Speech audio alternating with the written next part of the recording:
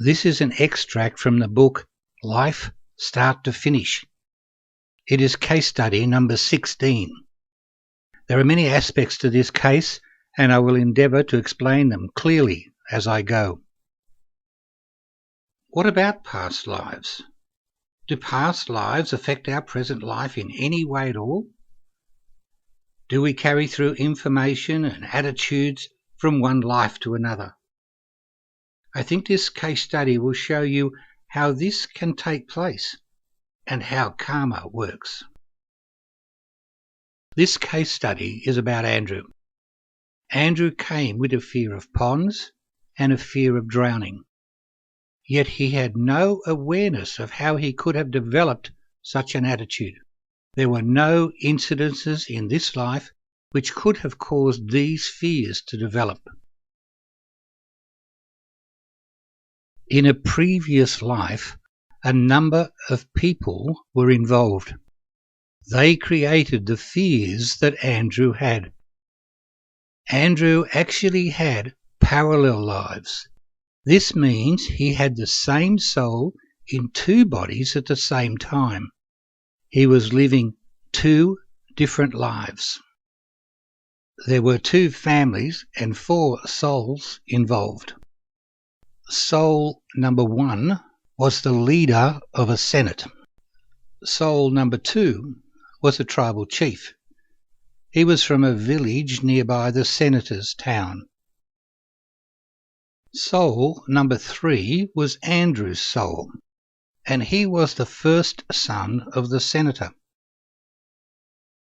At the same time, he was the son of the tribal chief. He was living 2 different lives. The 4th soul was the senator's son, the younger brother.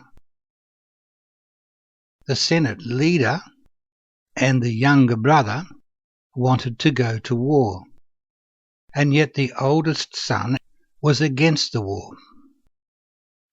The tribal chief felt he had to defend the village against the warring parties led by the senator. The chief's son, who was younger, did not know exactly what to do, although he was not in favour of the war because he knew he would be involved. What was the war about? Well, the war was all about money, being able to charge such things as land tax and other ways to get money from the villagers. It was not a war to take over the land and populate. It was purely to raise money.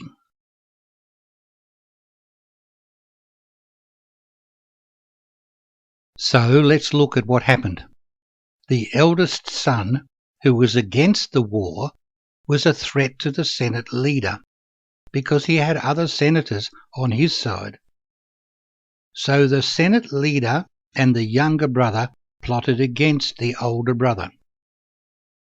Finally, the younger brother stabbed the older brother in the back and drowned him in a fountain. Now the senator's oldest son felt very betrayed by his family and the Senate leader, and the fact he was drowned in the fountain created the fear of ponds and drowning. Yes, they did go to war. The Senate leader's army won because they had a larger army and were better trained. In the war, the chief's son was killed. This, of course, was the second part of the parallel soul. The tribal chief, of course, mourned the loss of his son. So now let's move to the current life. Andrew is asking about his problem. Before I answer that, people incarnate in groups.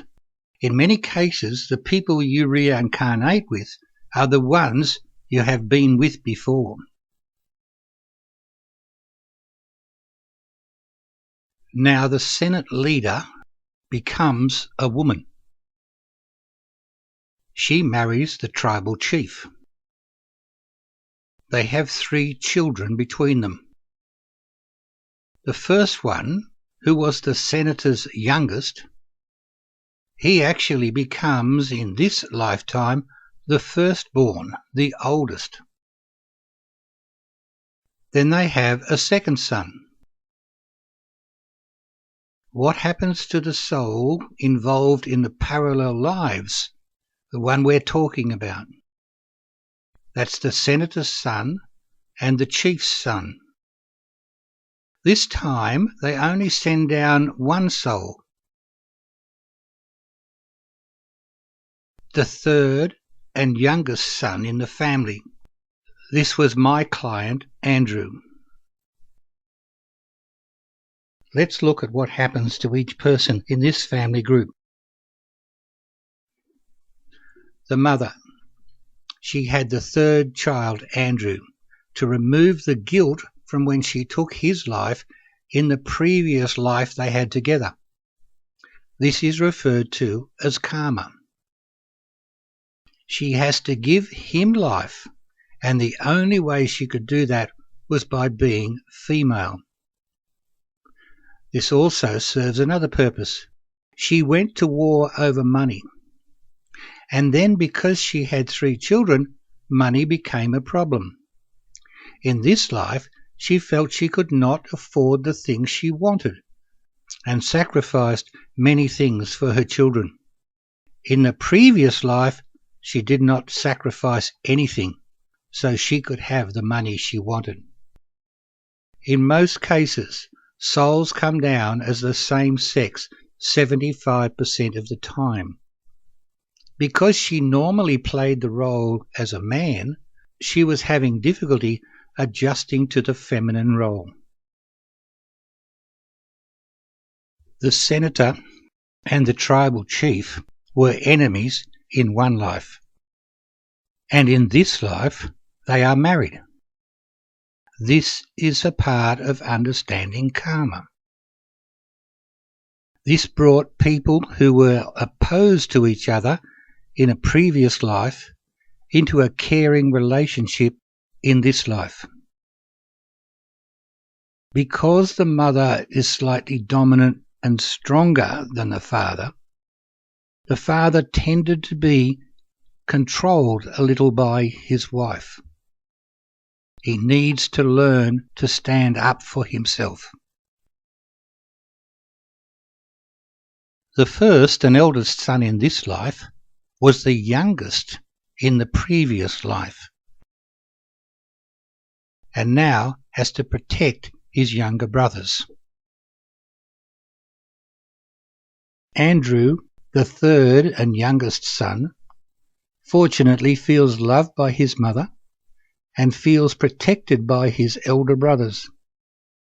He overcame the fear of ponds and drowning. He understood nothing could happen in this lifetime and that the fear had come from the previous life when he was drowned in the fountain. In this life, we call this a phobia, and often phobias have their basis in past lives. What happens next is up to them.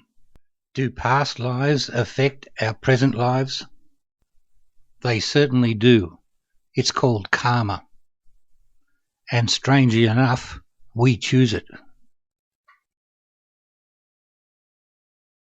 This is an extract from the book Life Start to Finish